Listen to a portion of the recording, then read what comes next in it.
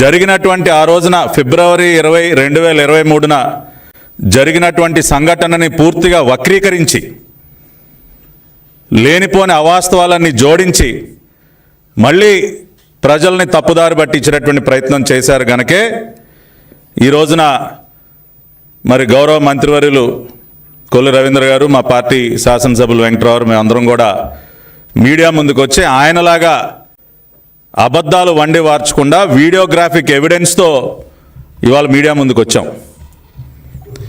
ఇవాళ ఏం మాట్లాడుతూ ఉన్నారు జగన్మోహన్ రెడ్డి గారు? మీరు నేను అకారణంగా ఆ రోజున గన్నవరం వెళ్ళానా? సందర్భం లేకపోయినా రెచ్చగొట్టానంట. దాదాపు 200-300 మందిని వెంట పెట్టుకుని వైఎస్ఆర్సీపీ పార్టీ కార్యాలయం పైకి దాడి చేయడానికి వెళ్ళానంట. అసలు జరిగినటువంటి వాస్తవం గురించి మాట్లాడుకుంటే ఇక్కడే నా పక్కన మా పార్టీ సీనియర్ బీసీ నాయకులు దొంతు చిన్నా గారు ఉన్నారు.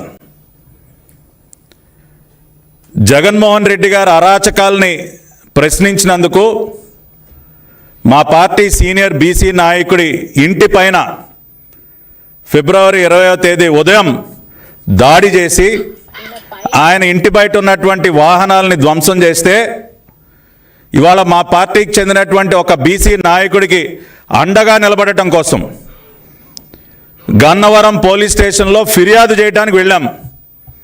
నేను, నాతో పాటు మా పార్టీ సీనియర్ నాయకులు బీసీ నాయకులు గురుమూర్తి గారు, ప్రస్తుత గౌడ కార్పొరేషన్ చైర్మన్ గారు గురుమూర్తి గారు, మేమందరం కూడా గన్నవరం పోలీస్ స్టేషన్కి వెళ్ళాం.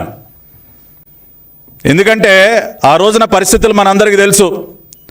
జగన్మోహన్ రెడ్డి ప్రభుత్వంలో దళితులపైన, బలహీన వర్గాలపైన జరుగుతున్నటువంటి దాడులు, కిరాతకంగా వారిని హత్య చేసేటటువంటి పరిస్థితి. గన్నవరం సంఘటన జరగటానికి ముందే దాదాపు 30 మంది బీసీ నాయకుల్ని పొట్టన పెట్టుకున్నావు జగన్ రెడ్డి. ఒకళ్ళు కాదు, ఇద్దరు కాదు. ఇవాళ మీరు చూసినట్లయితే ఒక కంచర్ల జల్లయ్య, ఒక తోటా చంద్రయ్య,